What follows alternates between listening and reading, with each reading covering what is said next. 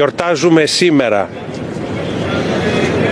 όταν η ελευθερία μας, η κατακτημένη και, να το πω από την αρχή, να το διακόψουμε. Συμβαίνουν και αυτά στις μεταδόσεις Και κατοχυρωμένη η ελευθερία μας συνεπάγεται ακόμη περισσότερο μέσα σε έναν κόσμο ο οποίος είναι πολλαπλά ταραγμένος και αβέβαιος. Το 1981 οι πρόγονοί μας, να το πω από την αρχή, να το διακόψουμε, και χρόνια πολλά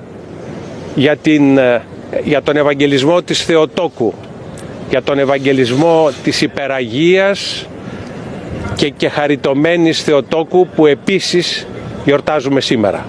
Ευχαριστώ.